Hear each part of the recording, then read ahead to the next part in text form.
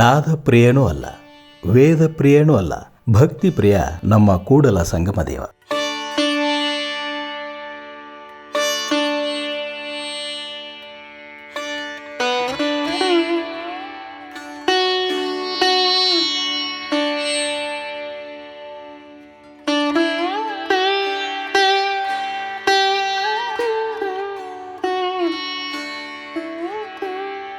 ಕೂಡಲ ಸಂಗಮ ಭಕ್ತಿ ಭಂಡಾರಿ ವಿಶ್ವಗುರು ಬಸವಣ್ಣವರು ಪಾದ ಬಿಟ್ಟ ಪುಣ್ಯಭೂಮಿ. ಬಾಗಲಕೋಟೆ ಜಿಲ್ಲೆಯ ಹುನಗುಂದ ತಾಲೂಕಿನಲ್ಲಿರುವ ಕೂಡಲ ಸಂಗಮ ಬಸವ ಅನುಯಾಯಿಗಳ ಪಾಲಿಗೆ ಪವಿತ್ರ ಕ್ಷೇತ್ರ. ಕಲ್ಯಾಣದಲ್ಲಿ ಬಿಜ್ಜಳನ್ನ ಪ್ರಧಾನಿಯಾಗಿದ್ದ ಬಸವಣ್ಣವರು ಕಲ್ಯಾಣ ಕ್ರಾಂತಿಯ ಬಳಿಕ ಸಂಗಮಕ್ಕೆ ಮರಳಿ ಇಲ್ಲಿಯೇ ಐಕ್ಯರಾದರೆಂದು ಇತಿಹಾಸ ತಿಳಿಸುತ್ತದೆ. ಕೃಷ್ಣ, ಮಲಪ್ರಭಾ ಮತ್ತು ಘಟಪ್ರಭಾ ನದಿಗಳ ತ್ರಿವೇಣಿ ಸಂಗಮವಾಗಿರುವ ಕೂಡಲ ಸಂಗಮಕ್ಕೆ ಪ್ರತಿದಿನ ಸಾವಿರಾರು ಭಕ್ತರು ಭೇಟಿ ನೀಡುತ್ತಾರೆ. ಇದು ಆಲಮಟ್ಟಿ ಅಣೆಕಟ್ಟಿನಿಂದ ಸುಮಾರು 35 ಕಿಲೋಮೀಟರ್ ಹಾಗೂ ಬಾಗಲಕೋಟೆ ನಗರದಿಂದ ಸುಮಾರು 50 ಕಿಲೋಮೀಟರ್ ದೂರದಲ್ಲಿದೆ. ಕರ್ನಾಟಕ ಸರ್ಕಾರವು ಇದನ್ನ ಪ್ರೇಕ್ಷಣೀಯ ಸ್ಥಳವನ್ನಾಗಿ ಅಭಿವೃದ್ಧಿಗೊಳಿಸಿದ್ದು, ಕೂಡಲ ಸಂಗಮ ಅಭಿವೃದ್ಧಿ ಪ್ರಾಧಿಕಾರವು ಈ ಪುಣ್ಯ ಸ್ಥಳದ ನಿರ್ವಹಣೆಯನ್ನ ನೋಡಿಕೊಳ್ಳುತ್ತದೆ.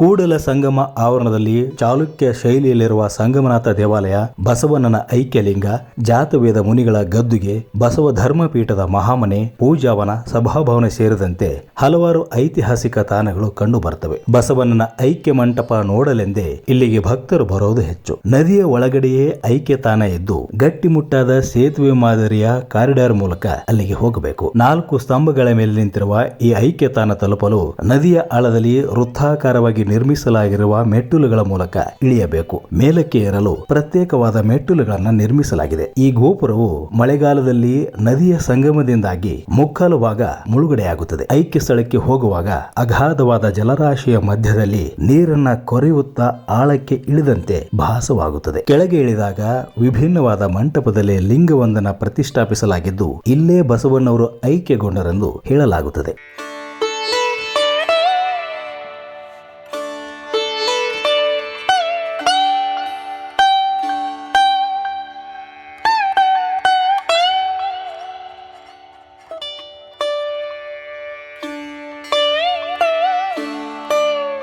ಹನ್ನೆರಡನೇ ಶತಮಾನದಲ್ಲಿ ಜಾತವೇದ ಮುನಿಗಳು ಇಲ್ಲಿ ಶಿಕ್ಷಣ ಕೇಂದ್ರವನ್ನ ಸ್ಥಾಪಿಸಿದ್ದರು. ಬಸವಣ್ಣವರು ಚಿಕ್ಕ ವಯಸ್ಸಿನಲ್ಲಿಯೇ ಇಲ್ಲಿಗೆ ಬಂದು ಜಾತವೇದ ಮುನಿಗಳಿಂದ ಶಿಕ್ಷಣ ಪಡೆದಿದ್ದರು. ಬಾಲ್ಯದಲ್ಲಿ ಅವರು ಶಿವಭಕ್ತಿ ಮತ್ತು ಸಮಾನತೆಯ ತತ್ವವನ್ನು ಆರಿಸಿಕೊಂಡರು. ಬಸವಣ್ಣ ಕೂಡಲ ಸಂಗಮ ದೇವನನ್ನ ತಮ್ಮ ಆರಾಧ್ಯ ದೇವರನ್ನಾಗಿ ಆರಿಸಿಕೊಂಡರು. ಅವರ ವಚನಗಳಲ್ಲಿ ಕಂಡುಬರುವ ಕೂಡಲ ಸಂಗಮ ದೇವ ಇಲ್ಲಿರುವ ಸಂಗಮನಾಥನೇ ಆಗಿದ್ದಾನೆ. ನಂತರ ಅವರು ಕಲ್ಯಾಣದ ರಾಜ ಬಿಜ್ಜಳನ ಸೇವೆಗೆ ಸೇರಿ ಮಹಾಮಂತ್ರಿಯಾಗಿ ಕೆಲಸ ಮಾಡಿದರು.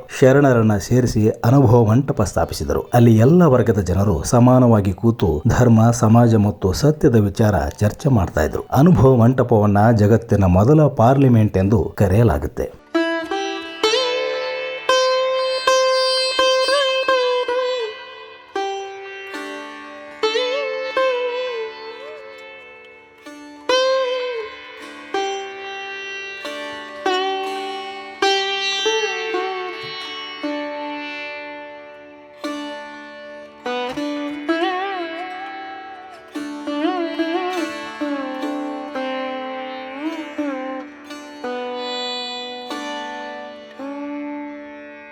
ಇದೇ ಸಂದರ್ಭದಲ್ಲಿ ಬಸವಾದಿ ಶರಣರು ತಳ ಸಮುದಾಯದ ಶರಣ ಹರಳೆಯನ ಮಗ ಶೀಲವಂತ ಮತ್ತು ಬ್ರಾಹ್ಮಣ ಮಧುವರಸನ ಮಗಳು ಲಾವಣ್ಯವತಿ ನಡುವೆ ಮದುವೆ ಮಾಡಿಸ್ತಾರೆ. ಶರಣರ ಈ ನಿರ್ಧಾರ ಸಂಪ್ರದಾಯವಾದಿಗಳ ಕಣ್ಣುಗಳನ್ನ ಕೆಂಪಗಾಗಿಸಿತು. ಅವರ ಒತ್ತಡಕ್ಕೆ ಬಿದ್ದ ರಾಜ ಬಿಜ್ಜಳ ಆ ಜೋಡಿಯನ್ನ, ಹರಳೆಯನನ್ನ ಮಧುವರಸನನ್ನ ಕ್ರೂರವಾಗಿ ಕೊಲ್ಲುವಂತೆ ಆಜ್ಞಾಪಿಸುತ್ತಾನೆ. ಅವರನ್ನ ಕಬ್ಬಿಣದ ರಥಕ್ಕೆ ಕಟ್ಟಿ ಎಳೆದು ಕೊಲ್ಲಲಾಯಿತು. ನಂತರ ನಡೆದ ಆಂತರಿಕ ದಂಗೆಯಲ್ಲಿ ಬಿಜ್ಜಳನ ಕೊಲೆ ಆಗ್ತದೆ. ಆಗ ಬಿಜ್ಜಳನ ಮಗನ ಅಧಿಕಾರದಲ್ಲಿ ಕಲ್ಯಾಣ ಕ್ರಾಂತಿ ಆಗುತ್ತೆ. ಈ ಅನಿರೀಕ್ಷಿತ ಕ್ರಾಂತಿಯಿಂದ ಶರಣರು ಚೆಲ್ಲಾಪಿಲ್ಲಿ ಆಗುತ್ತಾರೆ. ಬಸವಣ್ಣವರಿಗೆ ಗಡಿಪಾರು ಶಿಕ್ಷೆ ವಿಧಿಸಲಾಗುತ್ತದೆ. ಹಿಂಸಾಚಾರದಿಂದ ನೊಂದ ಬಸವಣ್ಣ ಕಲ್ಯಾಣವನ್ನ ತೊರೆದು ತಮ್ಮ ಆರಾಧ್ಯ ಸ್ಥಳವಾದ ಕೂಡಲ ಸಂಗಮಕ್ಕೆ ಪ್ರಯಾಣ ಬೆಳೆಸ್ತಾರೆ. ಅವರೊಂದಿಗೆ ಚನ್ನಬಸವಣ್ಣ, ಸಿದ್ದರಾಮೇಶ್ವರ, ಅಕ್ಕಮಹಾದೇವಿ ಸೇರಿದಂತೆ ಹಲವು ಶರಣರು ಇಲ್ಲಿಗೆ ಬಂದರು ಎಂದು ಹೇಳಲಾಗುತ್ತದೆ. ಕೂಡಲ ಸಂಗಮದಲ್ಲಿ ಅವರು ದೇವರ ಪ್ರಾರ್ಥನೆ, ಧ್ಯಾನ ಮತ್ತು ವಚನ ರಚನೆಯಲ್ಲಿ ತೊಡಗಿದರು. ಅಲ್ಲಿ ಅವರು ತಮ್ಮ ಶರೀರವನ್ನ ತ್ಯಜಿಸಿ ಶಿವನಲ್ಲಿ ಲೀನಗೊಂಡರು ಎಂದು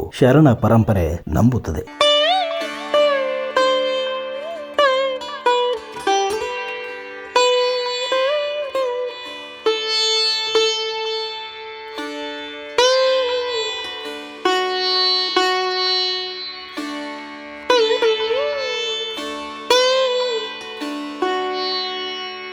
ಕೃಷ್ಣಾ ಮೇಲ್ದಂಡೆ ಯೋಜನೆ ಹಿನ್ನೀರಿನಿಂದ ಕೂಡಲ ಸಂಗಮ ಮುಳುಗಡೆ ಭೀತಿಯನ್ನು ಎದುರಿಸಿತು. ದೇವಸ್ಥಾನಗಳನ್ನ ಭಾಗಶಃ ನೆಲಸಮ ಮಾಡಿ ಮತ್ತು ಅವುಗಳನ್ನ ಬೇರೆ ಕಡೆ ಸ್ಥಳಾಂತರಿಸಲು ಕ್ರಮ ಜರುಗಿಸಲಾಗಿತ್ತು. ಆದರೆ ಸಾರ್ವಜನಿಕರ ಪ್ರತಿಭಟನೆಯಿಂದಾಗಿ ಸರ್ಕಾರ ಸ್ಥಳಾಂತರ ಪ್ರಕ್ರಿಯೆಯನ್ನ ಕೈಬಿಟ್ಟಿತು. ಆಲಮಟ್ಟಿ ಜಲಾಶಯದ ಹಿನ್ನೀರಿನಲ್ಲಿ ಮುಳುಗಡೆಯಾಗಿರುವ ಮಂಟಪವನ್ನ ವಿಶಿಷ್ಟ ರೀತಿಯ ಆಧುನಿಕ ವಾಸ್ತುಶಿಲ್ಪದಲ್ಲಿ ನಿರ್ಮಿಸಿ ಸಂರಕ್ಷಿಸಲಾಗಿದೆ. 1970ರ ದಶಕದ ಕೊನೆಯಲ್ಲಿ ಬಸವಣ್ಣನ ಐಕ್ಯ ಮಂಟಪದ ನಿರ್ಮಾಣ ಆರಂಭವಾಯಿತು. ನಂತರ ಸರ್ಕಾರ ಸಹಕಾರದಿಂದ ಮತ್ತು ವೀರಶೈವ ಮಹಾಸಭೆ, ಬಸವ ಕಲ್ಯಾಣ ಪೀಠಗಳು, ಅನೇಕ ಶರಣ ಸಂಘಟನೆಗಳ ಸಹಾಯದಿಂದ ಯೋಜನೆ ಪೂರ್ಣಗೊಂಡಿತು. ನೀವು ಬಾಗಲಕೋಟೆಗೆ ಬಂದಾಗ ಕೂಡಲ ಸಂಗಮಕ್ಕೆ ಭೇಟಿ ಕೊಡೋದನ್ನು ಮಾತ್ರ ಮರಿಬೇಡಿ. ವಿಡಿಯೋ ಇಷ್ಟ ಆದರೆ ನಿಮ್ಮ ಸ್ನೇಹಿತರೊಂದಿಗೆ ಮರೆಯದೆ ಶೇರ್ ಮಾಡಿ.